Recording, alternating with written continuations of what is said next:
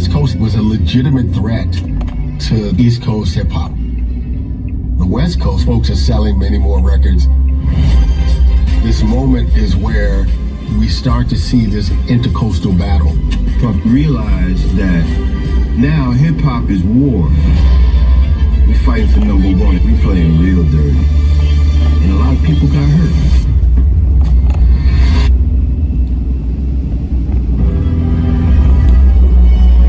Bad Boy was as hot as fish grease.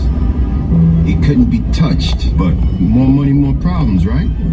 Everything was heightened. Backstabbing was heightened. Dishonesty, the distrust, the unloyalty, all that shit started to unravel. Suge Knight, he ran Death Row Records on the West Coast. Two very, very different versions of moguls. Suge Knight was a legitimate, scary figure.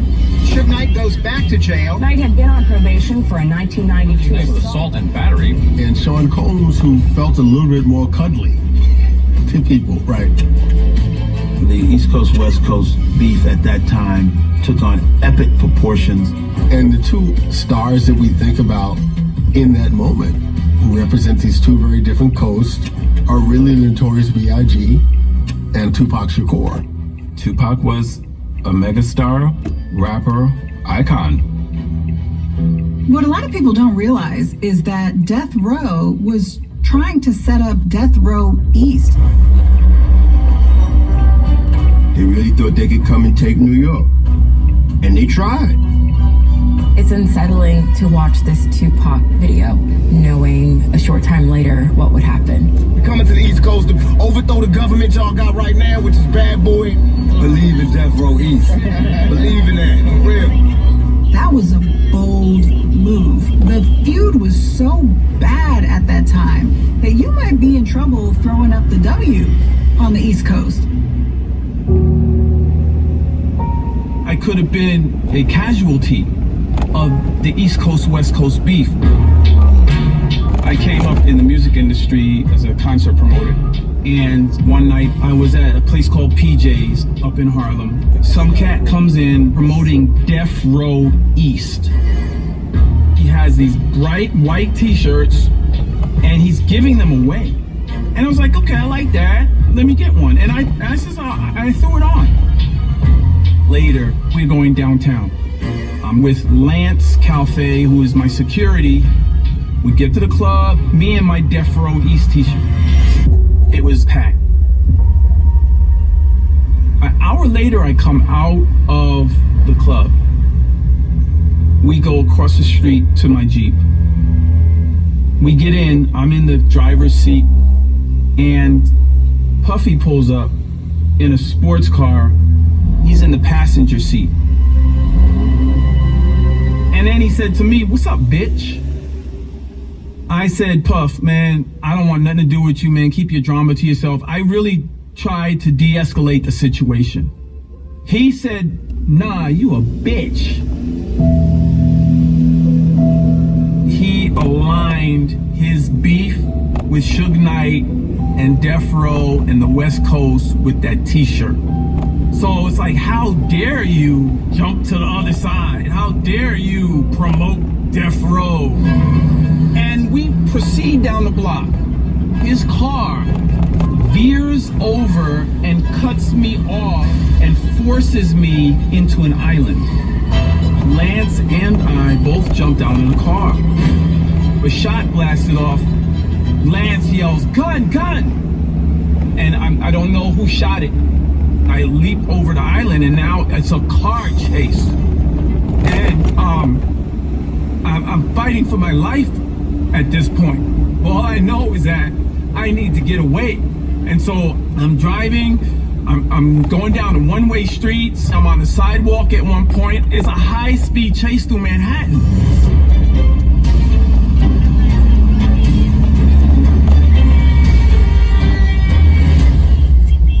Just thank God I escaped that situation. What we see is this massive overreaction and tendency towards brutal violence. If he could fly off the handle that easily over such a small perceived slight, what else was he capable of? You asked me earlier, like, why I'm here. Like, I almost wouldn't be here, period. My whole future would be erased. Dude, you're a menace to society. My story is just a piece of the bigger puzzle of his mayhem. Sean Combs has been the figure more associated with death, tragedy, and brokenness than any mogul. He ran on fear and intimidation. It was abuse. Combs wants what he wants when he wants it. He was saying things like, turn around, let me see that ass. All of a sudden, I just seen him out of nowhere, just punch him. And God said to me, be still, you're about to get hit. I truly believe monsters are not born. They're made.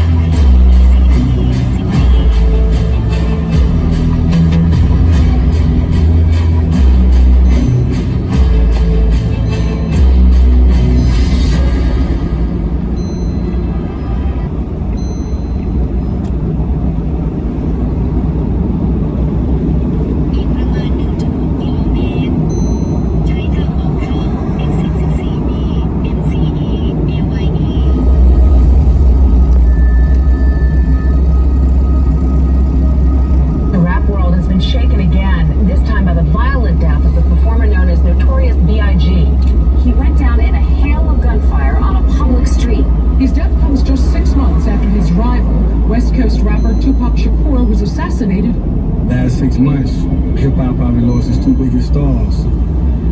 It's just a tragedy. After Big passed, I got this call from Puff. I remember he sounded so depressed. He said that he hadn't left the house in days. He was one of the only people besides my mother that really cared about me. And he said, people have been knocking on my door. I just been here by myself. I ain't eat nothing. Hello, hello. Almost sounding suicidal. I just tried to talk some light into what I could hear was a time of a lot of darkness. And just tell him that, you know, you have a lot to live for. Then I remember days later, him calling me back, yo G, come by the studio after work. And he played Every Breath You Take. And he was playing it loud.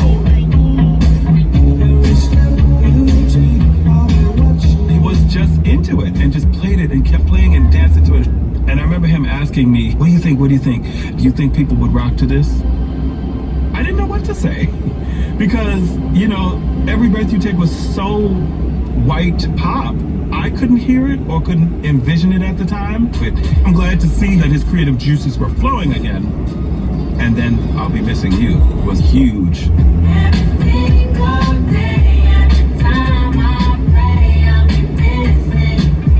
It was a runaway hit. It captured the emotions and the grief of the time that was happening to the African American community. We just knew it was helping us remember Biggie and song. On a Sunday morning, headed to church and I'll Be Missing You came on. It made it to the gospel station, and that's when I knew who he was. It was like an amazing grace for the hip-hop generation. When people hear that, it still touches people. He could see things for the culture that other people just couldn't see. And I remember just thinking like, this man is a genius. But while this genius man was developing his talent, what else was not developed? That he became somebody who could create a lot of pain.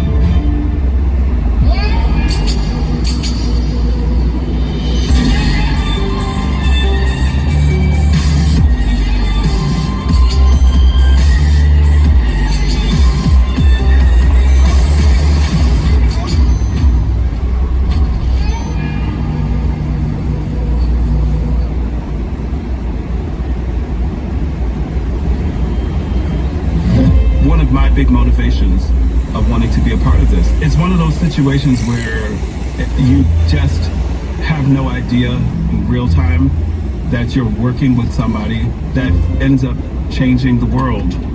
It is hard to overstate how important Bad Boy and the Puff sound was to the 90s. I remember a time where you could listen to the radio for an hour and hear nothing but Bad Boy artists for that entire hour. Diddy knew how to create what black culture wanted to see, what mainstream culture wanted to see, what American culture wanted to see. Puffy started to work with producers that were using samples lifted from records and then taking some of the vocals and interpolating them. Puffy took that to yet another level to sing hooks on top of the rhymes.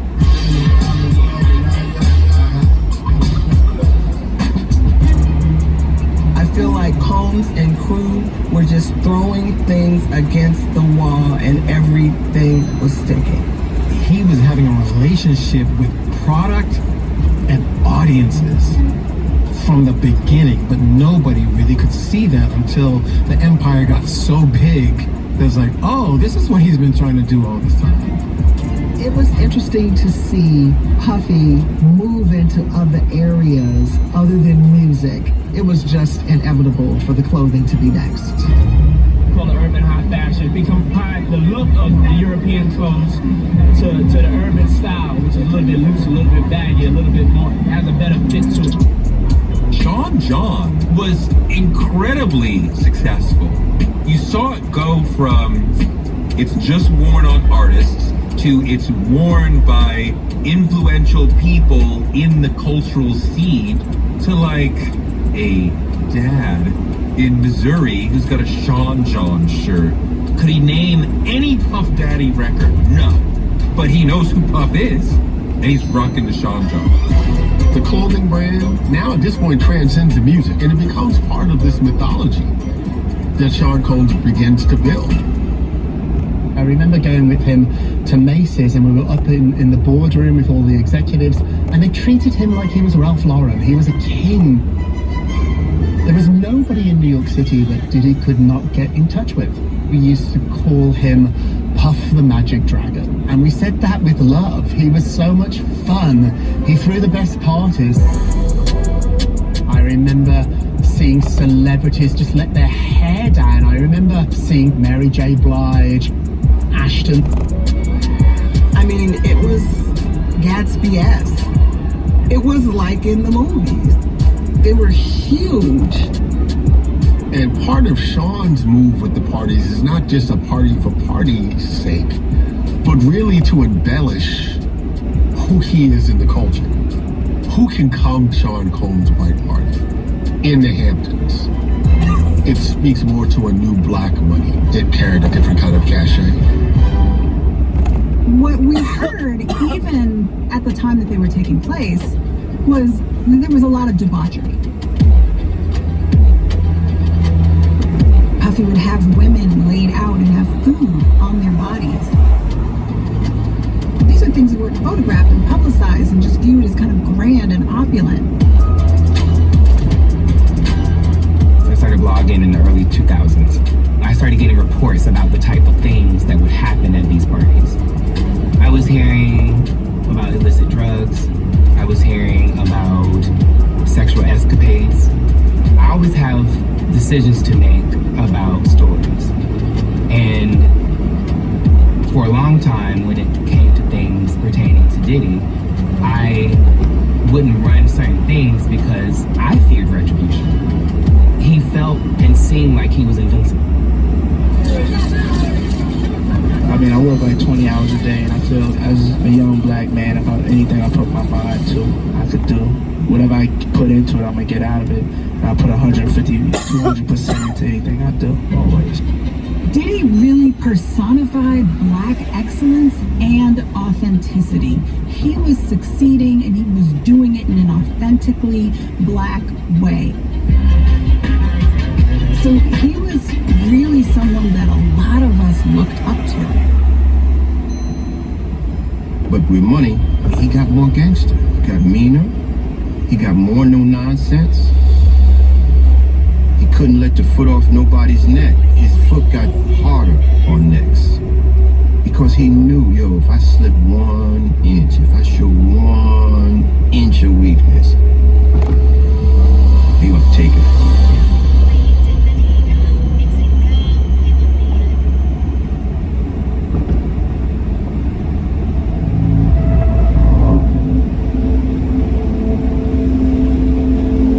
I definitely think there's a huge reflection of his childhood to who he is today. Sean started breathing rarefied air before he even realized it. Janice wanted a prince, and the last thing she wants to do is to have her prince making her look bad. And one thing about anybody from Harlem, if you're soft, you're done. That's just the mentality. Because mind you, she lost her husband. Now she got this kid that looks just like me. That's emotions. Someday she'll wake up, she might be mad when she sees him because she sees what used to be Melvin. So Sean's mom had to fill the shoes of Sean's dad and mom. And I'm sure everything from Janice's way of raising him was coming from love. But there were times that I would see Janice's personality go from hot to cold. And he had to be on the receiving end of a hot night or a cold night. Janice didn't take no shit. None at all. She ruled with an iron fist. Better get right. And you know, a lot of times Sean couldn't get it right. Couldn't get nothing right. And she didn't let him get away with nothing. Nothing. And that's how it was in Sean's house. If he did something wrong, he'd get his ass beat. Simple as that. She knew that he wasn't hard enough. In those days, that was the order. You know, you didn't spare the rod. I remember that real vivid.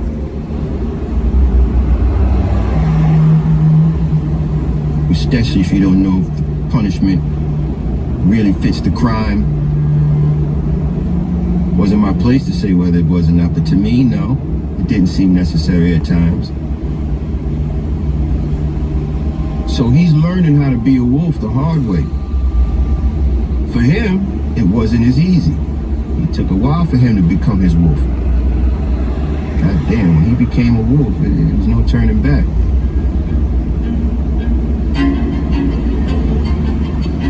As part of our investigation, we looked at the history of Diddy's behavior in relationships.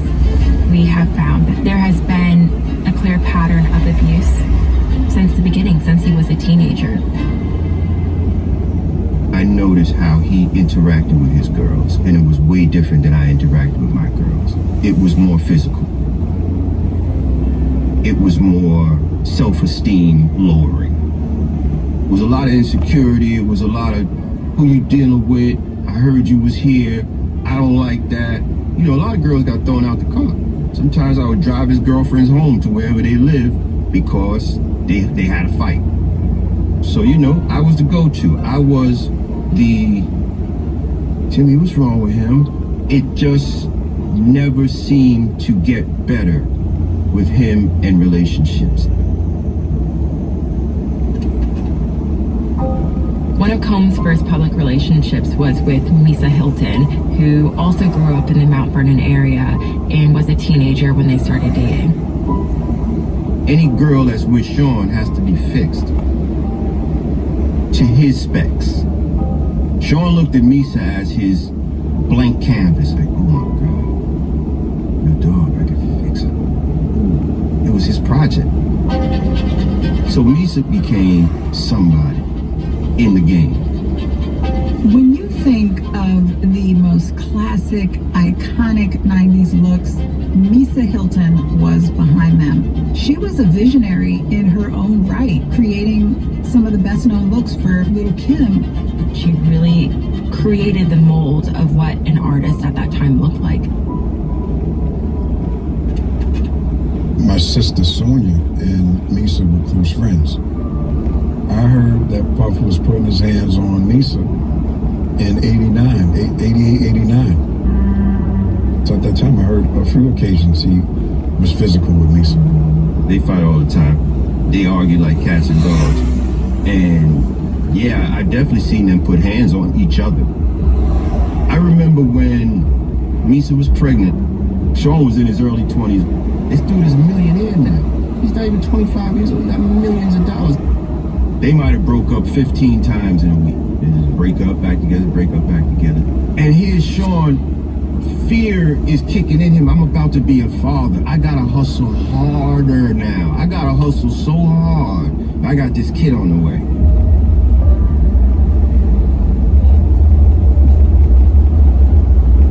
One night, Puffy decided that he didn't want Mr. Hilton to go out. He got into this rage and she screamed and the parents came out. He just grabbed the baby. And he said, you're not getting this baby, you're not having it. The father tried to talk to him and he didn't like being talked to. The grandmother tried to talk to him and everything. Eventually they had to call the police. Mr. Hilton, we have felt that something was really happening that she had no control over. This is her life. He was using the baby to control her. That, I think, scared her a lot. He was just angry and upset. He made threats. You know, he was arrested.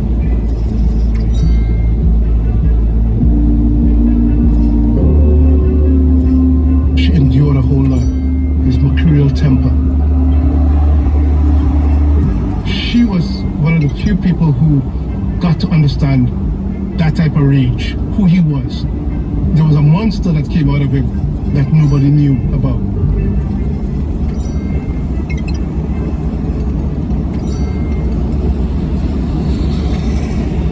But then after Misa, I was Kim.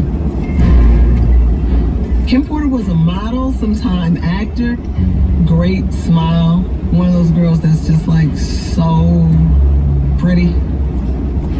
She was Andre Harrell's assistant at Uptown Records. Puff told me how they first met. He was working as an A&R at Uptown Records, and then she was the first face that he would see when he got out the elevator. And he fell in love with her. And he said, by all means necessary, I'm gonna get her. And that was his mission. Puff's a little older now when he met Kim. And Kim was starting to slowly but surely teach Sean what love looked like. It's not fighting all the time, it's this. And he started to receive it. He started changing his ways a little bit. He softened up for a minute. He wasn't so triggered, he wasn't so reactive. He was trying to become a good man. His relationship with Kim Porter, I knew that it was an on-again, off-again relationship. They would, break up, get back together. But then there's the infidelity. Kim Porter, a woman he described as the love of his life and the mother of 4 of his children, witnesses his relationship with Jennifer Lopez just flood the media. I was there in the beginning of the Jennifer days. Just like all the other girls, Sean goes all the way to get you. Sean wanted J-Lo, and he got her. When we talk about Kim and Sean, I don't see them the way I saw Sean and J-Lo. They would be at the same function but not together type thing. Not like him and Jennifer Lopez. You publicly see him at red carpet events. So what we see is a man who claimed to love this woman more than any other woman, but was not necessarily treated that way. I've seen him act around Kim in ways that were just awful and very mean. I knew her well enough to occasionally socialize with her. It was a last-minute girls' night. Kim Porter and some other girlfriends. And then I see Puffy come into the club. I really thought he was coming in to kick it. I thought he was about to squeeze into the booth. And it was about to be really about to turn up, But everything just turned on a dime. It was not a cool situation at all. He just thought, how Solomon and her, but she should be at home, not out. And then he grabbed her handbag and literally turned it upside down. He just emptied it out in front of everybody. I was so in shock. The reason people do things like that is just to shame you and make you feel small.